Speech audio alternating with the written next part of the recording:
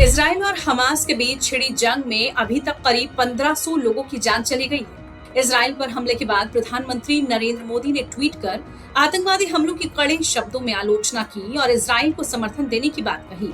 वहीं केंद्र सरकार के रुख से अलग कांग्रेस ने इस मुद्दे पर अलग लाइन ली है। वहीं कांग्रेस ने 8 अक्टूबर को इजराइल पर हमास के हमले की निंदा की, लेकिन 9 अक्टूबर आते आते तक पार्टी का स्टैंड बदल गया।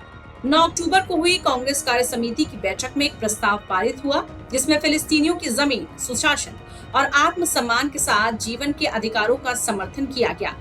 खास बात यह है कि इस प्रस्ताव में इजराइल और उस पर हमास के हमले का जिक्र नहीं है, यानी हमास के आतंकियों के मुद्दे पर कांग्रेस में चुप्पी है।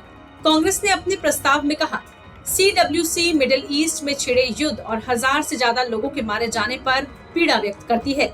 CWC फिलिस्तीनी लोगों के जमीन, स्वशासन और आत्मसम्मान, साथ ही गरिमा के साथ जीवन के अधिकारों के लिए अपने दीर्घकालिक समर्थन को दोहराती है। पार्टी ने आगे कहा, CWC तुरंत युद्ध विराम और वर्तमान संघर्ष को जन्म देने वाले अपरिहार्य मुद्दों समेत सभी लंबित मुद्दों पर बातचीत शुरू करने का आह्वान करती है। हालांकि एक दिन पहले ही कांग्रेस ने कहा था कि वो इजरायलियों पर क्रूर हमलों की निंदा करती है। ये और बात है कि उसके रुख में अगले दिन बदलाव आ गया। आपको बता दें कि कांग्रेस हमेशा से फिलिस्तीनियों का समर्थन करती रही है।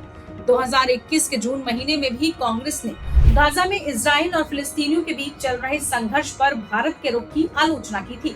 हालांकि कांग्रेस के इस प्रस्ताव का बीजेपी ने विरोध किया है। बीजेपी ने मुख्य विपक्षी दल पर आतंकवादी संगठनों का समर्थन करने का आरोप लगाया है। केंद्रीय मंत्री प्रहलाद जोशी ने सोशल मीडिया मंच एक्स के जरिए सवाल किया है कि कांग्रेस हिंसा के साथ जब खुले तौर पर खड़ी है तो वो देश और इसके नागरिकों की रक्षा कैसे करेगी। कांग्रेस के इस प्रस्ताव और बीजेपी के इसके विरोध से साफ है कि फिलिस्तीन का समर्थन करके एक तरफ से कांग्रेस ने बीजेपी को उस पर हमला करने का एक और मौका दे दिया है। वहीं कुछ मीडिया रिपोर्ट्स में ये भी कहा जा रहा है कि हमास आतंकियों की करतूतों को नजरअंदाज करके फिलिस्तीन का समर्थन करने से कांग्रेस के अंदर इस मुद्दे को लेकर मतभेद हैं। टाइम्स नाउ भारत डिजिटल की रिपोर्ट।